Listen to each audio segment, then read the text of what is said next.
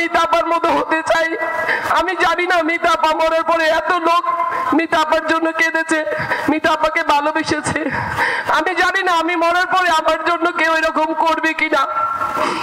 তাই আমি সবাইকে বলতে চাই যে আপনারা নিজেদের মধ্যে কোনো ঝগড়া বিভেদ না করে আপনারা সবাই একসাথে ঐক্যবদ্ধ থাকবেন। আমরা সবাই একসাথে মিলেমিশে থাকতে চাই। ঢাকা ৮ আর ৯ আসন আমরা একটা পরিবার। এখানে যারা আছেন তারা আমার ভাই, আমরা তাদের বোন। আমরা কখনো রাজনৈতিক ভাবে তাদেরকে দেখি নাই। ঠিক এইভাবে আমরা সবসময় থাকতে চাই এবং আমার আফরোজ আব্বাস ভাবি এবং আমার ভাই আব্বাস ভাইয়ের হাতকে শক্তিশালী করতে চাই। সবাই মিতা আপার জন্য দোয়া করবেন, আল্লাহ তাআলা যাতে মিতা আপাকে জান্নাতবাসী করে। আর আপনারা যদি মিতা আপার ব্যবহারে কোনো কষ্ট পেয়ে থাকেন সবাই মিতা আপাকে মাফ করে দিবেন। সবাইকে ধন্যবাদ। আসসালামু আলাইকুম। বাংলাদেশ জিন্দাবাদ, বাংলাদেশ জাতীয়তাবাদী মহিলা দল জিন্দাবাদ। আমাদের আজকের অনুষ্ঠানে অনেক বেশি মানে যত্ন করেছে যে আমাদের জামান মহিলা দলের পাশে থেকে সার্বিক সহযোগিতা করেছে জামান। উপস্থিত আছে আমাদের ঢাকা মহানগর দক্ষিণের সিনিয়র যুগ্ম সভাপতি, সিনিয়র সহসভাপতি সুরাইয়া, সাংগঠনিক সম্পাদক আমাদের সালেহা, সিনিয়র যুগ্ম সাধারণ সম্পাদক আমাদের মিতার অনেক কাছের মানুষ আরেকজন হোসনে আরা লিজা। এই লিজা, রুমা, মিতা, এই তিনজন মানে আমাদের যে 111-এর সময় আমাদের ভাইয়েরা যারা মৃত্যুর ঝুঁকি নিয়ে নিজের জীবন বাজি রেখে রাজপথেও থেকেছে, আবার আমাদের বাড়িটাকেও কিন্তু পাহারা দিয়েছে। আর এর সাথে সাথে যে আমাদের অনেক মহিলা দলের বোনেরাও ছিল, তার মধ্যে বিশেষভাবে বলিষ্ঠভাবে মানে আমাদের বাড়িটাকে পাহারা দিয়েছে এই মিতা, রুমা এবং লিজা। আমাদের অনেক বোনেরাও এখানে ছিল। মিতা আসলে মিতার স্মরণ সবাই কি বলবো, মিতা এমন একজন মেয়ে, জিনিস ভাই বললেন, হাবিব বললো যে আমাদের আত্মীয়, আসলে মির্জা আব্বাসের ভাগ্নি মিতা। কিন্তু অনেকেই সেটা জানতো না, কারণ অনেকে আমাদের চাচা ডাকে, মামা ডাকে, কিন্তু ওর কিন্তু রক্তের সম্পর্ক মিতা, ভাগ্নি হয়। কিন্তু মিতা কখনো এই সুযোগটা কিন্তু নেয়নি যে আমি মির্জা আব্বাসের ভাগ্নি, সুতরাং আমি এই জায়গায় আমি এই সুবিধাটা চাই, আমি বসবো আগে, কথা বলবো আগে, খাবো আগে, কোনোদিনও না। এবং আমিও কিন্তু মিতাকে আলাদা কোনো সুবিধা দেইনি, যেভাবে আমার অন্য বোনদেরকে আমি দেখেছি মিতাকেও সেভাবেই দেখেছি। তবে মিতা আসলেই আমাদের জন্য ছিল একদম নিবেদিত, মানে ও মামা মামি বলতে একদম অজ্ঞান। কোনো একটা ডিসিশন নিবে সে মানে মামাকে না পেলে মামিকে, এবং মাঝে মাঝে সে বলতো মামাকে অনেক দেখতে ইচ্ছা করতেছে, আমি একটু আসি, আমরা আসো, এসে একটু দেখে খালি ওই মামা ওই বলেই কান্না শুরু করে দিত, ওই কানতেই শেষ। এরকম প্রায় করতো সে, মাঝে মাঝে একটু গ্যাপ হয়ে গেলেই সে বলতো যে এরকম আমার দেখতে ইচ্ছা করছে। কোনো কথাই সে না বলে থাকতে পারতো না। ও যখন হসপিটালে ভর্তি হয়, সেদিন ভর্তি হবে না, সে আমাকে পরে ফোন করছে, তারপরে আমাকে পারভিন বললো যে মামি ভাবি ও ভর্তি হতে চায় না। তখন আমি বললাম তাকে ফোনটা দাও। তারপরে আমি অনেক মানে ওকে বুঝালাম, ও চিৎকার করে হাওমাও করে কান্না, আমি ভর্তি হব না, আমি গেলে ভাবি আর আমি আর মনে হয় ফিরবো না। আমারও অনেক খারাপ লাগছিল ওর কান্না শুনে, কিন্তু আমি নিজেকে অনেক সংযত করেছি। আমি বলেছি মিতা কিচ্ছু হবে না, ইনশাল্লাহ তোমার কিচ্ছু হবে না, তুমি আমাদের মাঝে ফিরে আসবে, তুমি সাহস রাখো, ধৈর্য রাখো, তুমি যাও, তুমি বারডেমে যাবা, তোমার ডায়াবেটিক আছে, আমি বলে দিচ্ছি ডাক্তারকে। তারপর ওকে পাঠানো হলো, কিন্তু পরে শুনে পারবেন আমাকে ফোন করে বললো বারডেমে যায় নাই, ও এবার কেয়ারে চলে গেছে। তো এবার কেয়ারে যাওয়ার পরে ওর তো কি অবস্থা হলো, তো তারপর আমার সাথে মাঝখানে 2 দিন কথা হয়েছে, ও কথা বললেই খালি কাঁদতো। তা আমি বলতাম যে ঠিক হয়ে যাবে ইনশাল্লাহ, কিছু হবে না। তারপর আমি যখন আসতে চাইলাম তখন আমাকে পারভিন বললো যে ভাবি ডাক্তার আজকে সকালে এসে বলে গেছে ইনশাল্লাহ মাম্মি তারপর কিছু হবে না, ঠিক হয়ে যাবে, আপনি চিন্তা করেন না। আমি তখন ওই যে সিলেটে প্রোগ্রাম ছিল, ব্রাহ্মণবাড়িয়া প্রোগ্রাম ছিল, বললো আপনি 2টা প্রোগ্রাম শেষ করে আসেন, আপনি আসেন, মিতাপা ইনশাল্লাহ কিছু হবে না, সুস্থ থাকবে। তারপরে তো ব্রাহ্মণবাড়িয়া প্রোগ্রামটা শেষ করে আসার পরে এই অবস্থা শুনি যে ডায়ালাইসিসে নিয়ে যাচ্ছে। তারপর রুমাকে বললাম যে আমরা যাবো, তখন বললো যে না 6 ঘন্টা ওখানে রাখে, তাহলে অনেক রাত হয়ে যাবে, তো ঠিক আছে কালকে যাব। তো ওর সাথে আমার কথাও হয়েছে, কিন্তু ও আসলে ও নিজের মানুষ বুঝতে পারে না 40 দিন আগে যে আমি আর হয়তো ফিরবো না, হয়তো সে বুঝতে পেরেছিল যে ফিরবে না, সেজন্য সে মানে কান্না করতো। আর ও যে এই এলাকার যে মানুষজন, রাস্তাঘাটে মানুষজন সবাই মিতাকে এক নামে চেলে। এই যে ভাইরা বললো, আমাদের ভাইরা যে ওর কথা বললো, ওদের মানে একটা পারিবারিক একটা সম্পর্ক ছিল, কারোর সঙ্গে কিন্তু রাজনৈতিক সম্পর্ক ছিল না, পারিবারিক সম্পর্ক। এই এলাকা থেকে ছোট থেকে বড় হয়েছে, প্রত্যেকটা জিনিস সে শেয়ার করতো এবং সব বড়দেরকে শ্রদ্ধা করত, ছোটদেরকে স্নেহ করত এবং সবার বিপদ আপদে সে কিন্তু পাশে থাকতো। আর এই মহিলা দলে যে তার কন্ট্রিবিউশন, তা কোনো দিন সে কোনো প্রোগ্রামটা মিস করে নাই। যখন সে মিস করতো, মায়ের জন্য মিস করতো, করোনার সময় সে মাস্ক পরে অসুস্থ অবশ্যই সে অনেক প্রোগ্রামে গিয়েছে। আর যে প্রোগ্রামে যেতে পারতো না, দাঁড়িয়ে থেকে অর্গানাইজ করে মেয়েগুলাকে খরচ দিয়ে পাঠিয়ে দিত। এবং এই খিলগা থানার মহিলা দল মিতা কোনো সময় কোনো খরচ নেয়নি, অন্য নিজের খরচে মহিলা দলকে চালাতো। আজকে যে এই বোনেরা আমার আবেগ আপ্লুত হয়ে পড়লো, যে কান্না করলো, এটা তো আবেগের ব্যাপার, কারণ এরা ছোট থেকে এখান থেকে আমার অনেক কষ্ট, আমার কষ্ট যে আমি মিতার ওই সময়টা মিতার কাছে আসলে থাকতে পারলাম না। আমি এমন দূরে যে আমি চাইলেও তখন আসতে পারতাম না। তো আমি তখন ওই রুমাকে বললাম, রুমা লিজা তোমরা একটু মানে পাশে থেকেও না। আমি পারভিনকেও বললাম তোমরা থেকে জিনিসগুলো করো। মিনিজ ভাইয়ের সাথে কথা বললাম, মিনিজ ভাই বললো যে আপনি চিন্তা করেন না ভাবি, আমরা দেখে দেখে নিব। হাবিব ছিল আমার, মানে এখানে কোনো কিছুর কোনো ঘাটতি হয়নি। ঘাটতিটা ছিল শুধু আমার আফসোস যে আমি ওই সময়টা থাকতে পারলাম না, ওর চেহারাটা একটু দেখতে পারলাম না, কারণ ও আসলে আমাকে অনেক দেখতে চেয়েছিল। তো সেটা আমারও দুর্ভাগ্য যে আমি ওকে দেখতে পারলাম না, ও আমাকে দেখতে পারলো না। তো আল্লাহ যেন ওকে বেহেশত নসিব করেন। আর এই এলাকার যে প্রত্যেকটা মানুষজন, একটা মানুষ বলতে পারবে না যে মিতা কখনো কারোর সঙ্গে কোনো খারাপ আচরণ করেছে, কারোর সঙ্গে দুর্ব্যবহার করেছে। আমাদের কোনো মহিলা দলের বোনেরাও বলতে পারবে না মিতা কারোর সঙ্গে কখনো খারাপ ব্যবহার করেছে বা খারাপ আচরণ করেছে। তাই আমি আপনাদের আজকে যারা উপস্থিত হয়েছেন সবার কাছে মিতার পক্ষ থেকে মাপ চেয়ে নিচ্ছি। কোনো দিন যদি কোনো কারণে মিতা কারোর সঙ্গে এতটুকু খারাপ ব্যবহার করে থাকে, আপনারা সকলে তাকে ক্ষমা করে দিবেন। আমি আর কথা বলতে চাচ্ছি না, আপনারা সবাই ভালো থাকেন। আসসালামু আলাইকুম। যখন হজে গিয়েছি আমি মিতা আপাকে বলে গিয়েছি, কিন্তু আসার একদিন আগে আমি আপা যখন অসুস্থ ছিল আমাকে বলেছে, রুমা আপা পারভিন আপা বলেছে জামান ভাই উনি তো অনেক অসুস্থ।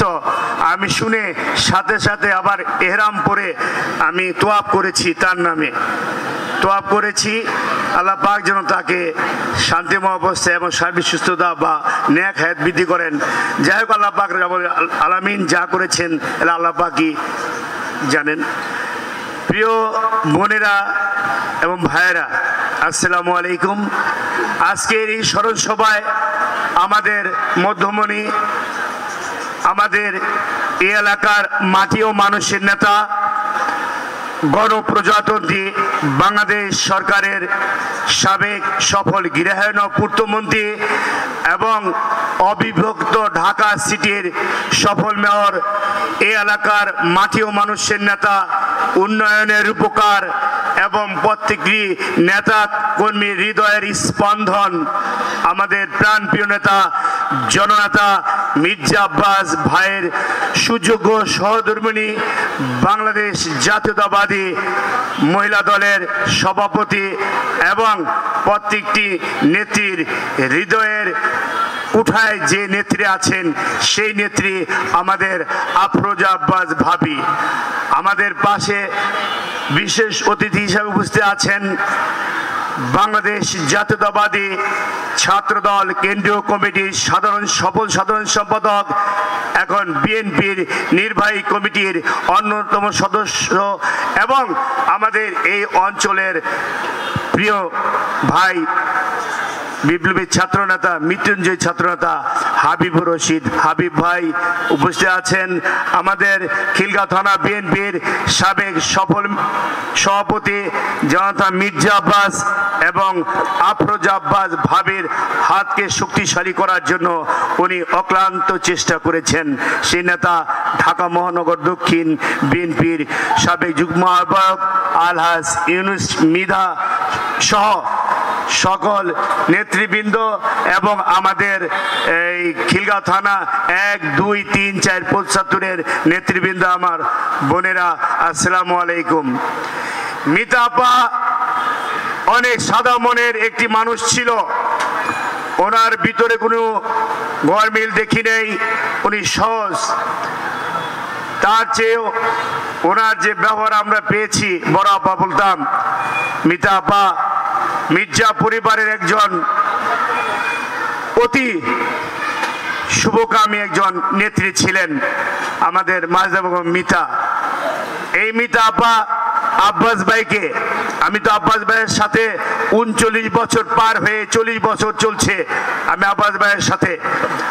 আমি মিতা আপা যখন থেকে জয়েন করেছে মিতা আপা মামা মামা মামা বলে, আর আমার প্রাণপ্রিয় শ্রদ্ধেয় ভাবি আমাদের নেত্রী, আমাদের হৃদয়ের আরেক স্পন্দন আফরোজা আব্বাস ভাবিকে সবসময় মামি বলে সম্বোধন করেছে। সেই মিতা আপা আজ আর আমাদের মাঝে নেই, আমরা ভারাক্রান্ত মনে আছি। এই হলো আমাদের, আমরা এখন আল্লাহ পাকের কাছে শুধু বলবো, হে আল্লাহ, হে আল্লাহ, হে রাব্বুল আলামিন, পাক পরওয়ারদিগার, আপনি আমার মাজেদা বেগম আপাকে আল্লাহ আল্লাহ আপনি বেহেশত নসিব করুন, তার কবরকে নূরের চাদর দিয়ে আল্লাহ আবৃত করে দিন ইয়া রাব্বুল আলামিন। উনি যদি দুনিয়ায় ভুল ত্রুটি করে থাকে তাহলে তাকে ক্ষমা করে দিয়ে তাকে ফুলসিরাত পার হওয়ার আপনি সুযোগ করে দিন ইয়া রাব্বুল আলামিন। আপনার কাছে এই প্রার্থনা করছি এবং আপনাদের সকলকে সালাম জানিয়ে আমি আমার বক্তব্য শেষ করছি।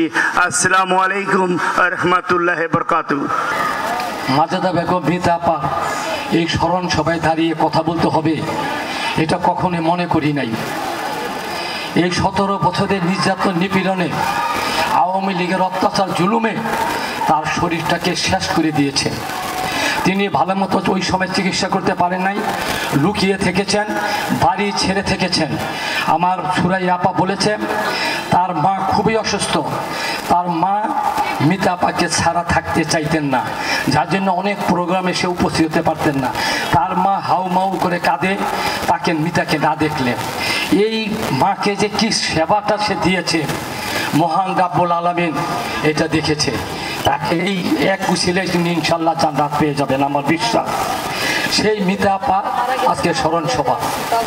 মিতা আপা প্রতিটা খিলগার নেতা কর্মী, এমন কোনো নেতা মহিলা নাই তার বাসায় যায় নাই, এমন কোনো পুরুষ নেতৃত্ব নাই বছরে একবার তার বাসায় দাওয়াত খায় নাই। সকলেই গেছে, পর্যায়ক্রমে সকলে গিয়েছে। আমার মনে হয় কিছুদিন আগেও সবাইকে ডেকেছে, খাইয়েছে। এইভাবে একটি কোমল হৃদয়ের মানুষ, সহজ সরল হৃদয়ের মানুষ একজন রাজনীতিবিদ ছিলেন, যিনি মানুষের উপকার করার জন্য সারাক্ষণ সর্বক্ষণ থাকতেন। তার যে সম্পত্তিগুলো ছিল আজকে কিন্তু সে সবগুলা সকলের মাঝে বিলিয়ে দিয়ে গেছেন। এই যে তার মন মানসিকতা,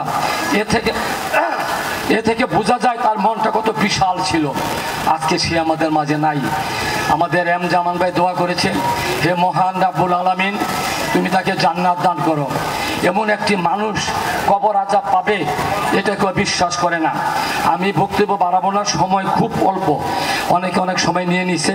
তা আমি শুধু বলতে চাই আজকের এই দিনে এই 1 নম্বর ওয়ার্ড বিএনপির ভাইস প্রেসিডেন্ট বীর মুক্তিযোদ্ধা হাজী কামাল উদ্দিন এই স্বৈরাচার বিরোধী আন্দোলন করতে যেয়ে অসুস্থ হয়ে মারা গিয়েছেন। ইসলাম মারা গিয়েছেন। আমাদের এই সালাউদ্দিন সুমন, আজকে তাদেরকে স্মরণ করি আমি। আমাদের ছাত্রদল এই খিলগা থানার সাধারণ সম্পাদক নুরুজ্জামান ধনীকে 18টা গুলি করে হত্যা করা হয়েছে। আজকে আমাদের সালাউদ্দিন সুমন, সালাউদ্দিন জাকির, তুহিন, জসিম, মুক্তিযোদ্ধা কামাল উদ্দিন, আব্দুল লতিফ, যুবনেতা নাসুম, রুহুল আমিন, মোহাম্মদ কায়ুম, এই যে অসংখ্য মানুষকে তারা হত্যা করেছে। কেউ নির্যাতনের শিকার হয়ে মারা গিয়েছে। আব্দুল লতিফ এই কাকরাইলে গ্রেনেড, সাউন্ড গ্রেনেড বোমার আঘাতে স্ট্রোক করে মারা গেল। এটা কি মারা নয়? এটা কার নির্যাতনে মারা? এই আওয়ামী লীগ সরকার শেখ হাসিনার নির্যাতনে তারা মারা গিয়েছে। প্রতিটা মানুষ এভাবে অত্যাচারিত হয়ে নির্যাতিত মারা গিয়েছে। আমাদের মালিবাগে 8জন মানুষকে গুলি করে হত্যা করেছে। মির্জা আব্বাসকে হত্যা করার উদ্দেশ্যে গুলি করেছিল। আল্লাহ রাব্বুল আলামিন তাকে সুস্থ শরীর আমাদের মাঝে আছে। ওইখানে 8জন মারা গেছে, আমাদের অনেককেই মারা গিয়েছে। আজকে তাদেরকে স্মরণ করছি। হুজুর নিশ্চয়ই তাদের জন্য দোয়া করবেন। এবং আমরা বলতে চাই, আসুন, অনেক কথা বলতে মন চাই কিন্তু বলার সুযোগ নেই। ভাবি বক্তব্য দিবে, হাবিব বক্তব্য দিব। আমি শুধু বলতে চাই আমরা যেন কেউ মিতা আপাকে ভুলে না যাই। মিতা আপাকে প্রতি বছর আমরা স্মরণ করবো এই দিনে। মিতা আপার জন্য আমরা মিলাদ মাহফিল স্মরণ সভা করব।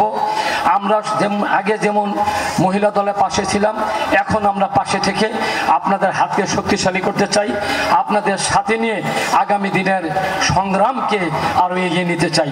এই আশাবাদ ব্যক্ত করে সকলকে ধন্যবাদ, অভিনন্দন, মোবারকবাদ জানিয়ে, বিশেষ করে মিতা আপার জন্য যে একটি কোমল হৃদয় আমাদের অভিভাবক মিসেস আফরোজা আব্বাসের আছে, কথাটা শোনার পরে সে আমাদের মাঝে চলে এসেছে। আমরা তার এই আগমনকে শুভেচ্ছা, অভিনন্দন, কৃতজ্ঞতার সহিত স্মরণ করছি। আমরা তাকে শুভেচ্ছা জানাচ্ছি এবং এই কথা বলে আমি আমার বক্তব্য এখানে শেষ করছি। আল্লাহ হাফেজ, বাংলাদেশ জিন্দাবাদ।